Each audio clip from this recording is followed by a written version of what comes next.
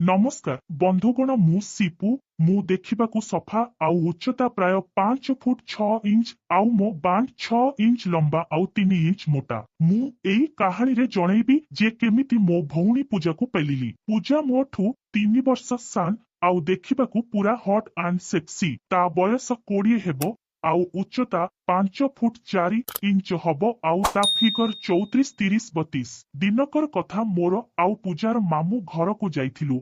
मामू घर आम घरठू 25 किलोमीटर हेब आउ सेदिन सकाळे बाहरिलु आउ 1 घंटा भितरे पहुंची गलु। मामू माईଙ୍କ संगे देखा कलु आउ तांकर गोटे 10 मासर पुओ थाए ता सह खेलिलु। बाहरिला बेलकू मामू मना कले कहिले 2 3 दिन रहिकी जीव आउ आम घर को फोन करी मना करदेले। मु कहली जे मामू आमे रहिबा प्लान रे आसी नथिलु तो सेथिपाई पिंधिबाकू ड्रेस आनिनु आउ मामू कहिले जे तू मो पैंट पिंधि दे आउ पूजा ता माई नाइटी पिंधि दबो। माई देले सीए पिंधिला आउ सीए नाइटी पिंधिले मते भल लागे कारण सीए पिंधि काम कले ता क्लिबिज जना पड़े। मु भी देखी बहुत थर भाबी हलेइछि। रातिरे खाई पी सोइबाकू बाहरिलु। मु भाबिथिली जे मामू आउ मु गोटे रूम रे सोइबु आउ पूजा आउ माई आ रूम रे किंतु माई कहिले जे तमे 2 जन गोटे रूम रे सुओ आउ रातिरे पुओ बहुत हैरान करुछि सोनी। मामू धरिकी बसिबे कांदिब जदी। पूजा कहिले माई किछि असुविधा नाही आमर रूम रे डबल बेड थिला आउ सोइलु। सीए जो नाइटी ता पिंधिथिला सेथिरे साइड रे छुआ को क्षीर पेइबाकू चेन थाए माई व्यवहार करंती। पूजा सोई पड़िला परे मु ता चेन खोली दूध देखिबी भाबिली। सीए रातिरे ब्रा पिंधेनी मु आगरू जानिथली तथापि डर लागुथिला जे उठिजिब जदी कण हेबो। मु तरी तरी आस्ते आस्ते फारे चेन खोलिली आउ आरटा भी खोलिदेली। किछि समय रहिली तापरे दूध फारे काढिली अधा बाहरिला आउ ता दूध भुंडी देखि मते पाटिरे नेई चुसिबाकू इच्छा हेला। मु आर पट काढिली आउ आस्ते आस्ते दूध को आउसिली। पूजा निघोड़ निशारे सोईथाए मो बांड टेंगेई की थाए। मु बांड पैंट रु काढी आग पछ कली तापरे मु मोबाइल काढी ता दूध फटो उठेइली। ता दूध को धीरे धीरे चिपिली नरम नरम मजा लागुथाए। मु ता दूध भुंडी को पाटिरे पुरेई ता सह गोटे सेल्फी नेई गली आउ मोबाइल रखिदेली। तापरे ता दूध चोसिबाकू लागिली। आर पट चिपिली सीए उठिला मु चुसुथाए। सीए मते पेली देला आउ ता दूध को 2 हातरे धरिदेला आउ नाइटी भितरे पुरेई देला। पार्टी करबाकू जाउथाए मु ता पार्टी बंद करिदेली। कहिली चिल्लाइबू तू निजे बदनाम हबू। सीए धीरे कहिला जे भाई एई कण करूचु मु तो भौणी। मु ता उपरकू चढ़ी गली किस करबाकू मो उठ नेली। कहिली जे आज बहुत सेक्सी देखा जाउथिलु तो आउ संभाली पारिलिनी कही मो उठता उठ उपरे माडी देई दूध चिपिदेली। सीए पेली देला कहिला भाई दूरे की रह नहेले मु चिलेइबी। मु मो बांड देखई की कहिली देख मो उपरे दया कर आउ संभाली होनी तो दूध।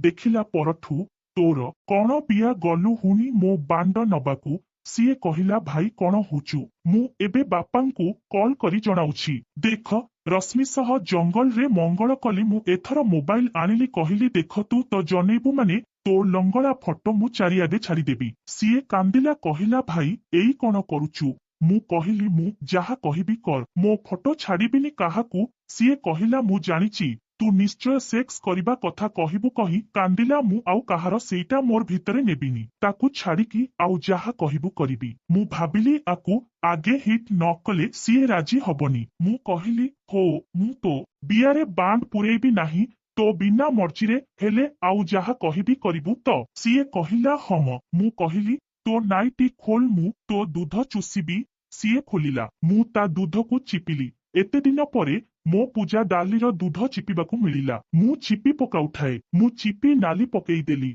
मु ता दूध भुंडी को पाटिरे पुरेई चुसिली। सीए आह आह हेला। मु ता हाथ आनी मो बांड को धरी हलेइली।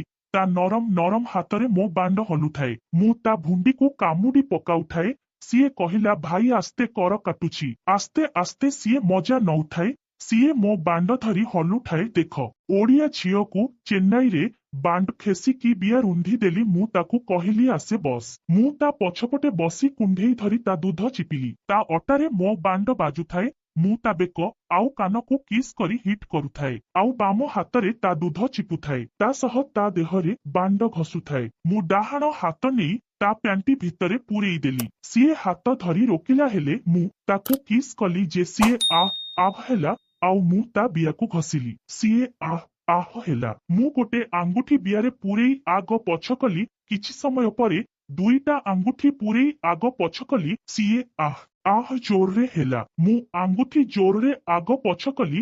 ସିଏ ଆହୁରି ଜୋରରେ ଚିଲ୍ଲେଇଲା। ମୁଁ ତା ପଛପଟୁ ଉଠି ତା ଆଗକୁ ଯାଇ ତା ପାଟି ଖୋଲିଦେଲି ଆଉ ଗୋଡ଼ ଫାଡ଼ି ଦେଇ ବିଆ ଚାଟିଲି। ମୋ ଜିଭକୁ ତା ସେଣ୍ଟିରେ ଲଗେଇ ତାକୁ କିଲବିଲ କରିଦଉଥିଲି। ସିଏ ମୋ ମୁଣ୍ଡକୁ ତା ବିଆରେ ମାଡ଼ିଲା ଆଉ ମୁଁ ବି ଚାଟିଲି ବିଆକୁ। 10 ମିନିଟ ପରେ ସିଏ ପାଣି ଛାଡ଼ିଲା। ସିଏ ହାଲିଆ ହେଇଗଲା। ତାପରେ ମୁଁ ତାକୁ କିସ୍ କଲି, ଦୁଧ ଚିପିଲି ଆଉ କହିଲି ମୋ ବାଣ୍ଡ ଚୁଷୁ। ଦେଖ, ଚତୁର୍ଥୀ ରାତିରେ ମୋ ସ୍ତ୍ରୀ ବିଆର କଣା ଫିଟେଇ ଦେଲି। ସିଏ ପାଟିରେ ନେଇ ଚୁଷିଲା ଆଉ ମୁଁ ତା ଦୁଧ ଦଳିଲି। 5 ମିନିଟ ପରେ ମୋର ବୀଜ ବାହାରିଲା। ମୁଁ ତା ମୁହଁରେ ପକେଇଦେଲି ଆଉ ସିଏ ଚାଟିଲା ଆଉ ମୁଁ ହାଲିଆ ହେଇ ଶୋଇଲି। ପୁଣି ବାଣ୍ଡ ଟେଙ୍ଗେଇଲା। ମୁଁ ତାକୁ କୁଣ୍ଢେଇକି ଧରି ଶୋଇଲି। ଦୁଧ ଚିପିଲି। ତା ଗାଣ୍ଡି ଆଉ ବିଆ ଉପରେ ବାଣ୍ଡ ଘଷି ଘଷି ମୁଁ ତାକୁ ଗରମ କରି ତା ବିଆ ଉପରେ ବୀଜ ଛାଡି ଶୋଇଲି। ସକାଳୁ ସକାଳୁ ସିଏ ଉଠି ନିଜେ ନାଇଟି ପିନ୍ଧି ମତେ ଉଠେଇଲା। ମୁଁ ଉଠି ପ୍ୟାଣ୍ଟ ପିନ୍ଧିଲି ଆଉ ପୂର୍ବ ରାତି କଥା ମନେ ପଡ଼ିବାରୁ ମୁଁ ତାକୁ କୁଣ୍ଢେଇ ଧରି ଚୁମା ଦେଲି। ସିଏ କହିଲା, ସକାଳ ହେଲାଣି, ଛାଡ଼ ମତେ, ମୁଁ 10ଟା ସୁଦ୍ଧା ଘରକୁ ଯିବି କହିଲି। ମାଇଁ ମନା କଲେ, କହିଲେ ଆଜି ରହିଯାଏ ଯିବ କାଲି। ମୁଁ ହୋ କହିଲି। ଦିନରେ ମୌକା ମିଳିଲେ ମୁଁ ତାକୁ କୁଣ୍ଢେଇ ପକେଇ ଦୁଧ ଗାଣ୍ଡି ଚିପି ପକାଇ କିସ୍ କରିଦିଏ। ରାତି ହେଲା, ଶୋଇଲେ ସବୁ। ମାମୁଁ ମାଇଁ ଶୋଇବା ପର୍ଯ୍ୟନ୍ତ ଅପେକ୍ଷା କଲି। 1 ଘଣ୍ଟା ପରେ ମୁଁ ପୂଜାକୁ କୁଣ୍ଢେଇ ଦୁଧ ଚିପିଲି।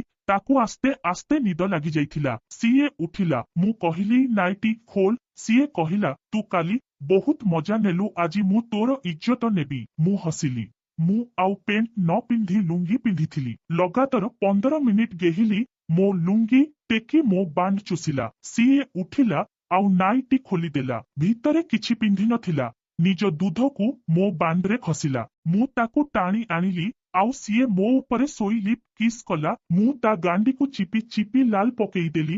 ସିଏ ବୁଲିଗଲା ଆଉ ମୋ ଉପରେ 69 ପୋଜିସନରେ ଆସିଲା। ମୋ ବାଣ୍ଡ ଚୁଷିଲା ଆଉ ମୁଁ ତା ବିଆ। 10-15 କାଳ ଏମିତି କଲା ପରେ ତାର ଆଉ ମୋର ଛଳିଗଲୁ ଆଉ ଗଡ଼ିଲୁ ବେଡ୍ରେ। ମୁଁ ତା ଦୁଧକୁ ଚିପି ପକଉଥାଏ ଆଉ ପାଟିରେ ନେଇ ଚୁଷୁଥାଏ ତା ଭୁଣ୍ଡିକୁ। 15 ମିନିଟ କାଳ କଲା ପରେ ସିଏ ମୋ ବାଣ୍ଡକୁ ହଲେଇଲା। ବାଣ୍ଡ ଟେଙ୍ଗେଇକି ଥାଏ। ସିଏ ଉଠିଲା, ମୋ ଉପରେ ଚଢି ନିଜ ଗୋଡ ଫାଡି ବିଆ ମେଲେଇ ମୋ ବାଣ୍ଡ ଉପରେ ସେଟ୍ କଲା। ମୁଁ କହିଲି, କାଲି ମନା କରୁଥିଲୁ, ଆଜି କଣ ପେଲା ଖାଇବାକୁ ମନ ହେଲାଣି। ସେ କହିଲା, ଏତେ ସବୁ କଲା ପରେ ସେଇଟା କାଇଁ ଆଉ ଛାଡ଼ିବି। ମୁଁ କହିଲି, ଖାଲି ବିଆ ନୁହଁ ଗାଣ୍ଡି ବି ମାରିବି। ସିଏ କହିଲା, ଛୋଟ କଣାଟା କାଟିବ। ମୁଁ କହିଲି, ରାଣ୍ଡି ଛୋଡ଼ି ହୁନା, ମୁଁ ତୋ ଗାଣ୍ଡି ଆଜି ମାରିବି। ସିଏ କହିଲା, ବେହେଞ୍ଚୋଦ, ଆଗ ମୋ ବିଆ ଶାନ୍ତି କର, ତାପରେ ଗାଣ୍ଡି କଥା ଭାବିବୁ। ଦେଖ, 16 ବର୍ଷର କସି କଲ୍ ଗାର୍ଲ ମିଆରୁ ପାଣି ବାହାର କଲୁ କାଉଗର୍ଲ ପୋଜିସନରେ ରହି ଘିଆ ଖାଇଲା। ମୁଁ ତା ବିଆରେ ଷ୍ଟ୍ରୋକ ମାରି ଚାଲିଲି।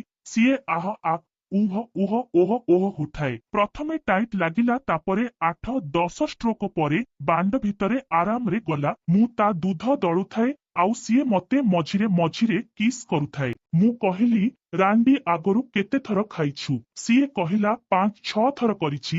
ପୁଣି ସେଇଟା 2 ବର୍ଷ ଭିତରେ କିଏ ପେଲିଲା ତତେ? ମୋ ବୟଫ୍ରେଣ୍ଡ।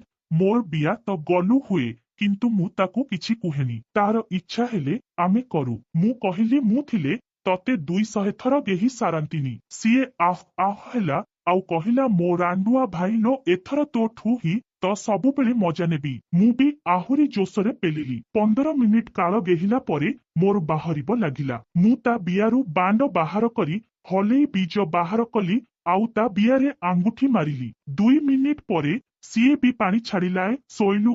ରାତି 3ଟା ପାଖାପାଖି ହବ। ପରିସ୍ରା ପାଇଁ ମୋ ନିଦ ଭାଙ୍ଗିଲା ଆଉ ପରିସ୍ରା କରି ଆସିଲା ପରେ ମୁଁ ଶୋଇବାକୁ ବାହାରିଛି ତ ସିଏ ମୋ ଆଡକୁ ଗାଣ୍ଡି କରି ଶୋଇଥାଏ। ଡୋଡି ଷ୍ଟାଇଲରେ ଗେହିଲି। ମୁଁ ତା ଗାଣ୍ଡିରେ ବାଣ୍ଡ ଘଷିଲି ଆଉ ତା ଗାଣ୍ଡି କଣାରେ ଛିପ ମାରି ବାଣ୍ଡ ପୁରେଇଲି। ଆସ୍ତେ ଆସ୍ତେ କରିଛି ତ ତା ନିଦ ଭାଙ୍ଗିଗଲା। କହିଲା, ଭାଇ ପ୍ଲିଜ କରନା, କାଟୁଛି। ମୁଁ ଆହୁରି ଜୋରରେ ଷ୍ଟ୍ରୋକ ମାରିଲି। ସିଏ ଜୋରରେ ଚିଲେଇଲା, ମରିଗଲି ଲୋ କହି କାନ୍ଦି ପକେଇଲା। ମୁଁ ତ ଗେହି ଚାଲିଲି। କିଛି ସମୟ ପରେ ସିଏ ନିଜେ ଡୋବି ପୋଜିସନ ହେଲା ଆଉ ମୁଁ ପେଲିଲି। ମୋ ବୀଜ ସବୁ ତା ଗାଣ୍ଡିରେ ଛାଡ଼ିଲି।